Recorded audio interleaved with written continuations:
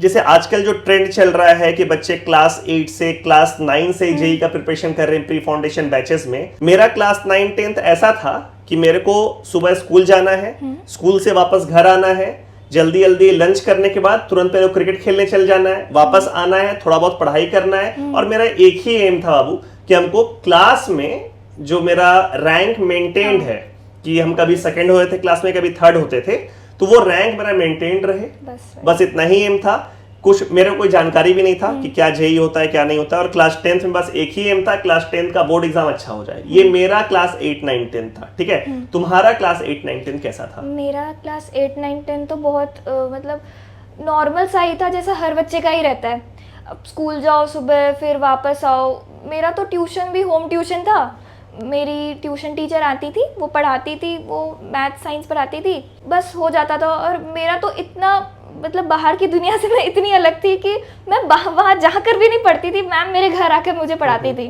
क्योंकि मेरे पेरेंट्स थोड़ा सा प्रोटेक्टिव ज़्यादा थे मेरे लिए, और सोचते थे कि थोड़ा ग्रुप स्टडी में वो सब होता है कि बात कर रहे हैं। वैसे नॉर्मल 2-3 घंटे पढ़ाई हो जाती थी और उसी से रैंक मेंटेन हो जाती थी अपनी, मतलब जो भी क्लास का रैंक होता था वो सब, फर्स्ट सेकंड थर्ड, वही यही सब था बस मेरा 8 9 10th में। तो 9 10 तो हम लोग का कोविड वाला बैच था।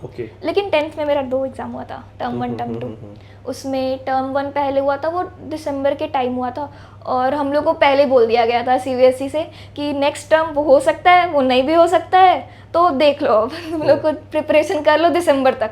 और ये 1-2 महीने पहले ही नोटिस आया था, तो अब उसके लिए पूरा पढ़ो, दिसंबर तक कंप्लीट करो। नवंबर में हमारे मॉक चल रहे, प्री बोर्ड चल रहे हैं, उसके बाद एक और बोर्ड होना है। और ये फर्स्ट टाइम था, और हमारे पिछले वाले बैच में तो बोर्ड्स हुए ही नहीं थे, तो वो चीज़ 2020 में 21 में बोर्ड्स नहीं हुआ था, और 22 में दो बोर्ड्स हुए थे, 2 बोर्ड्स हुआ था। हाँ, तो वो था। तो टर्म 1 तो मेरा अच्छा गया था। टर्म 1 में मेरा 99 था टर्म 1 में।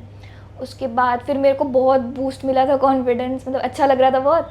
उसके बाद फिर टर्म 2 हुआ, और टर्म 2 फिर दोनों का मिलाकर कुछ तो वो लोग करते हैं। उसके बाद 97 मेरा टोटल बना था, और उसमें हुआ था कि 70-30 कुछ बाद में रेशियो लिया गया था, तो वैसा कुछ हुआ था। वो सब मेरा नॉर्मल ही था। उसके बाद मेरे को लगा था 10th में कि जेई का प्रिपरेशन करना चाहिए, और मेरे को अपने ऊपर तो ज़्यादा नहीं था, मतलब टू बी ऑनेस्ट, कि मेरे से बहुत कोई अच्छा IIT चले जाएंगे, या फिर मेरे को था कि बस हाँ ट्राई कर सकते हैं। उसके बाद हम सोचे कि नहीं, हमको करना है। उसके बाद फिर आके यहाँ पे जैसा माहौल था, यहाँ पे जैसे बच्चे, हमारा जो टेस्ट होते थे हमारे इतने सारे, और मतलब थ्रू आउट जो 2 साल हम लोग को ऐसा पढ़ाया गया इतना रिगरसली, वो बहुत ही अच्छा लगा मेरे को।